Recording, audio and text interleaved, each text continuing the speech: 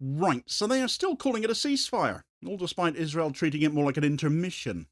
Within this first 5 days now since the ceasefire between Israel and Hamas supposedly began, Israel has broken the deal 36 times now, killed 7 Palestinians and choked off half the promised aid on trumped-up charges. Rafah remains sealed. Gaza's children still go hungry under the same siege now, being dressed up as diplomacy. Israel hasn't paused the genocide, it has simply rebranded it. Bodies came back from Israeli custody blindfolded, shackled and mutilated, yet Tel Aviv has had the gall to claim compliance while its army kept on firing. The occupier is pretending restraint long enough for the West to hail things as progress.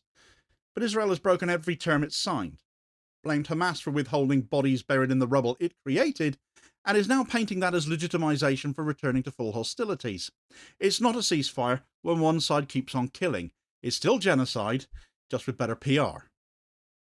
Right, so 5 days, 36 Israeli violations, 7 Palestinians killed, 173 aid trucks allowed in out of nearly 1,800 expected. That's the balance sheet of the Gaza ceasefire thus far at time of writing. Hospitals in Gaza never saw a pause. At Nasser Medical Complex in Khan Yunis, medical staff received dozens of Palestinian bodies returned by Israel during the truce. Many arrived tagged with numbers rather than names, though. Several were blindfolded, shackled at the wrists and ankles, or showed signs of torture. Journalists confirmed these details on film and spoke to doctors who performed initial examinations. In those same days, the Gaza Center for Human Rights logged 36 Israeli breaches of the truce. Drones struck civilians in the Sajaya neighborhood of Gaza City as they inspected what was left of their homes, killing 5 people. Additional strikes hit Khan Yunis, Jabalia and Rafah. Israel's military spokespeople made no claim of incoming fire or new threats. The operations were simply routine. A ceasefire that permits routine killings, though, is not a ceasefire at all, is it? Israel had agreed to allow roughly 600 aid trucks per day through its checkpoints. In practice, it's authorised only half of that, halving the flow and blocking fuel and gas except for narrowly defined infrastructure needs. The UN confirmed receipt of Israel's notice formalising the reduction, which was nice of them, wasn't it? But it doesn't help the situation, does it? And again, the world justifiably asked the UN, what is the point of you? Egypt prepared 600 trucks on its side of the Rafah crossing. Cairo publicly declared that Rafah was fully ready now to operate from the Egyptian side. So now you're going to open the doors. Well, perhaps not. Israel's security establishment said the gate would stay closed until new clearances were complete. God forbid Sisi finds some balls and force the issue himself, of course. But what Israel arbitrarily decides, whatever they change their mind over, whatever justification they trump up for doing whatever they conceive, they get their way, don't they? Israel's political leadership had briefly signalled a willingness to reopen Rafah under UN supervision, but that statement was withdrawn within hours. And the result is simply ongoing blockade by another name. The arithmetic of this first week of ceasefire is undeniable, therefore. 10th of October, ceasefire begins. Today, 16th of October, 36 Israeli violations verified, 7 dead, aid reduced by half. Those numbers, documented by humanitarian monitors and UN briefings, form a statistical damnation of the ceasefire narrative and that Israel is breaching it with impunity yet again. Israel informed the UN Office for the Coordination of Humanitarian Affairs that the reduction to 300 trucks per day was a response to alleged Hamas violations concerning hostage remains, though. That justification is something they have, of course, failed to verify themselves, because when are they ever asked to pony up the proof? Failed to demonstrably prove any of it. What is verified is that Egypt had hundreds of loaded aid trucks idling in the Sinai, that fuel and cooking gas remained banned, and that the population of Gaza continued to experience conditions consistent with 2 years of siege. Nothing has changed from their perspective. Very little. The truce drafted with American and Egyptian and Qatari mediation required Hamas to release all living Israeli captives and, where possible, to return the remains of those confirmed dead. Israel was to release Palestinian detainees and permit large-scale humanitarian aid into Gaza. That's it. That's the first part. Hostage exchanges, get the aid in. Hamas met its obligations first, as it happened. On the 13th of October, of course, it freed all 20 remaining living Israeli prisoners and began transferring bodies as they could be accessed and handed over. The International Committee of the Red Cross oversaw the operation. Its spokesperson in Geneva described the task of locating human remains in Gaza, though, as a massive challenge given the scale of destruction and the danger of unstable rubble.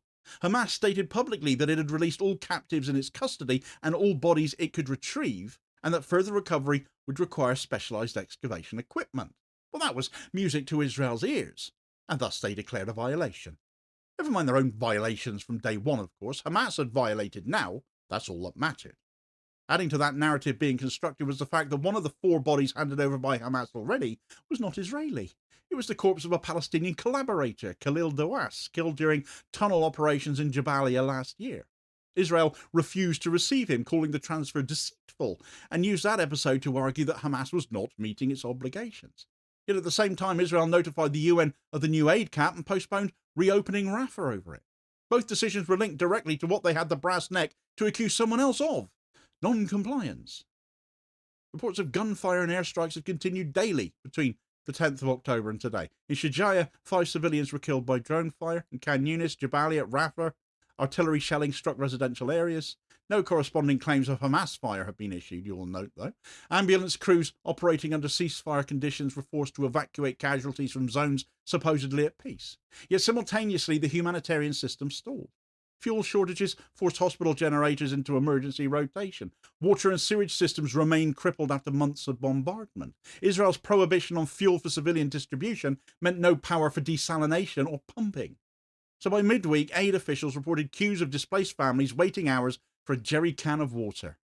None of this resembles anything like the promised stabilisation phase, does it?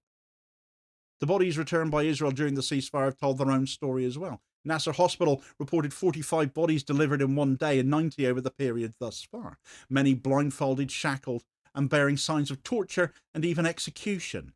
Medical staff said some appeared to have been run over by armoured vehicles. The transfers took place under ICRC supervision, which ensures that these are not rumours but documented observations.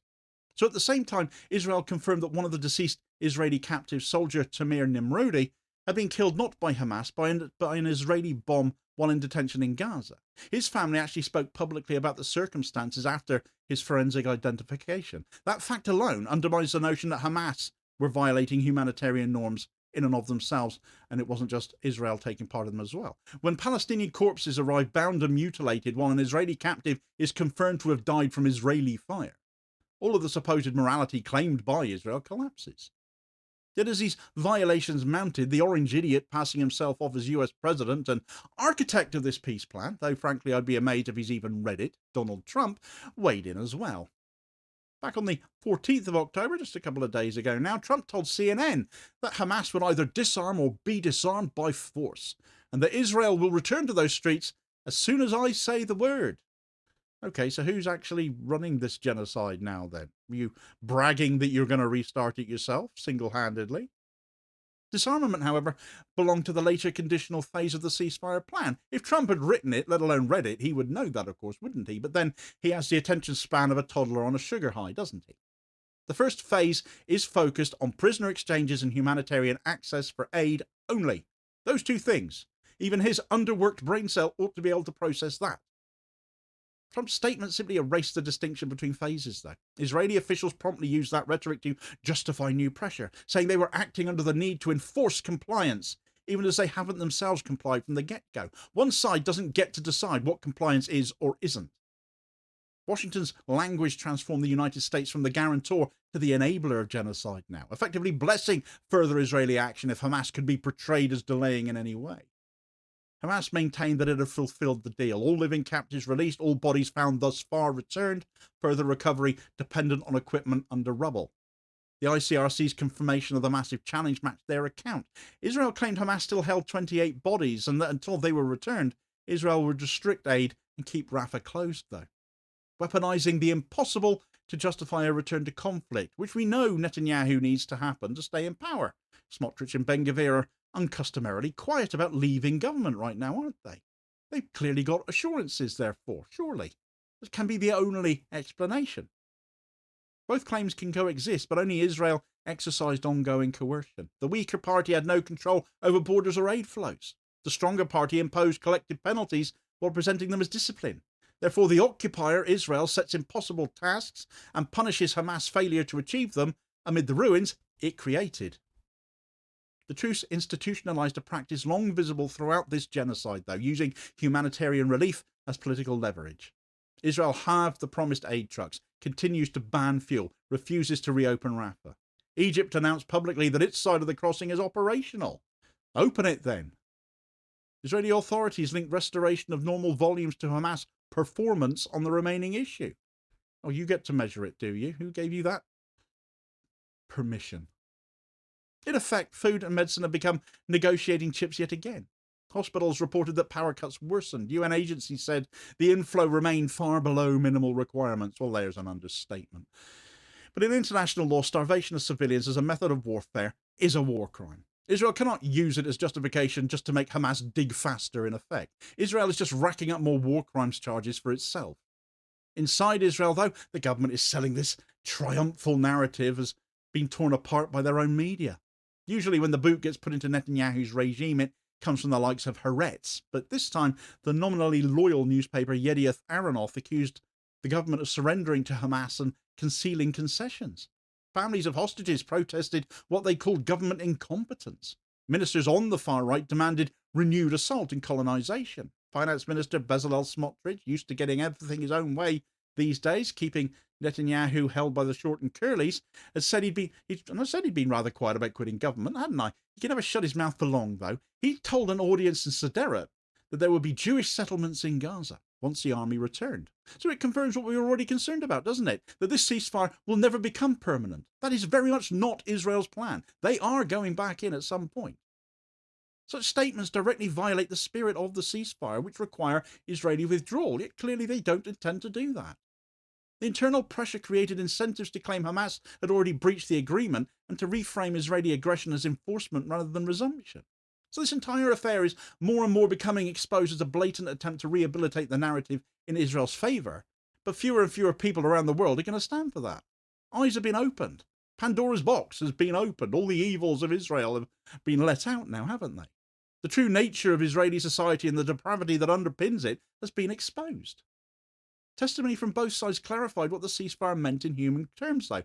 Haggai Angus, the father of an Israeli soldier that had been taken hostage by Hamas, Matern Angus, told Israeli television that his son was treated humanely in Hamas custody. He was allowed to pray. He was given a prayer book upon request.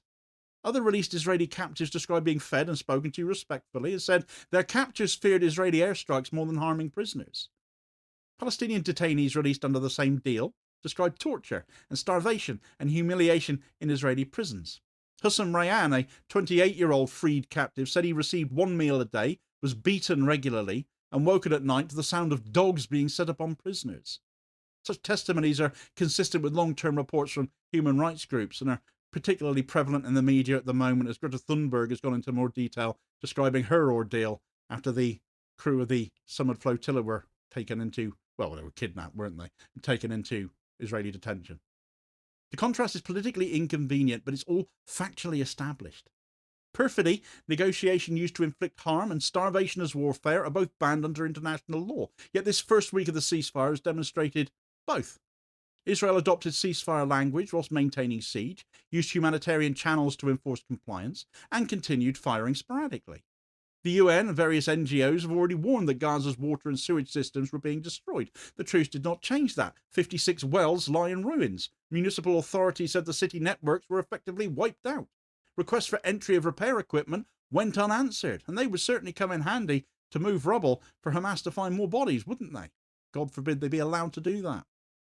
So again, I come back to the sequence of the 10th to the 16th of October and what has been made clear.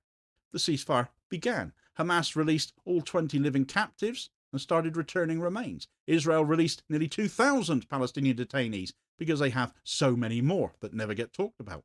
Within 48 hours, Israeli fire kills civilians in Gaza City, aid gets cut in half, Rafah stays closed. The US president threatens renewed invasion and demands disarmament. Israel claims misidentification of a body and tightens restrictions even further. Egypt confirms its side of Rafah is ready, but does nothing to open the doors. Rights groups count 36 violations, 7 civilians have died. Nasser Hospital receives 45 bodies in a single day, many showing signs of abuse and even execution. Each event is documented by public record now.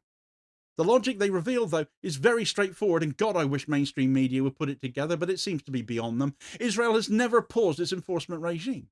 Washington and others have provided the political cover. The humanitarian mechanism is functioning as a pressure valve, not a bridge to stability.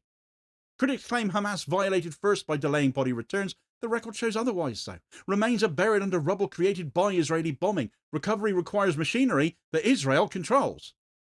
The ICRC described the task as massive. Israel, meanwhile, fired during the truce and halved aid flows. Another argument is that Rafah is actually peripheral to this entire story. In fact, it is Gaza's main civilian lifeline, and Israel explicitly linked its closure to Hamas's performance. The third argument is that Hamas misidentified body that proved deceit. Yet Israel returned Palestinian corpses bound and mutilated and killed at least one of its own captives by airstrike. Many of the people that it's returned have been returned with numbers attached to them, not names, because they don't even know who they are anymore. The evidence speaks more loudly than the talking points. What this ceasefire is achieving is just optics.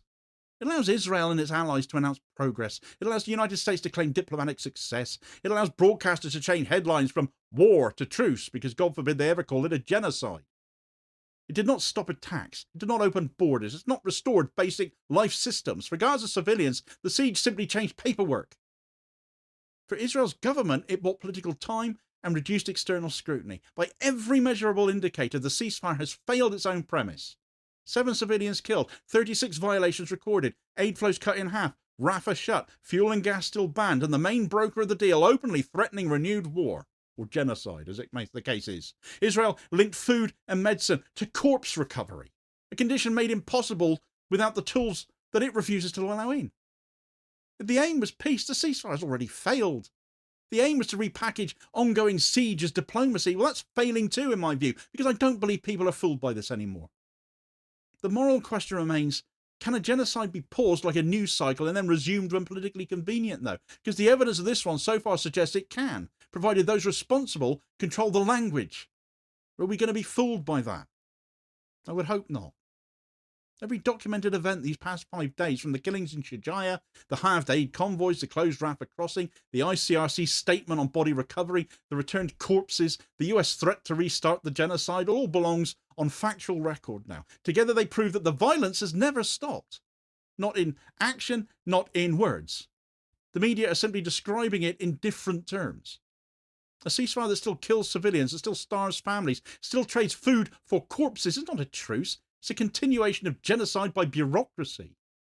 History will not record this as a moment of peace. It will record who kept firing, who kept the gates closed, and who decided that humanitarian relief should depend on how fast the victims dig out their dead. This ceasefire has not ended the genocide of Gaza. It's formalised it. The killing did not resume. It never stopped. It simply got rephrased. Nothing admitted in the last 24 hours or so was nailed on the fact that this ceasefire is a lie, and Israel will very much be going back into Gaza shortly, quite like the admission by Defence Minister Israel Katz, has it? That as soon as all the hostages are out, as they now are, the IDF will be going back in to destroy Hamas's tunnels. Within 24 hours of the ceasefire beginning, he posted that to Twitter. So what does that say of Israel's intentions towards lasting peace, especially in light of what Smotrich has now said as well? We'll get all the details of that particular story in this video recommendation here as your suggested next watch. Please do also hit like, share and subscribe if you haven't done so already, so as to ensure you don't miss out on all new daily content, as well as spreading the word and helping to support the channel at the same time, which is very much appreciated. Holding power to account for ordinary working class people, and I'll hopefully catch you on the next vid. Cheers, folks.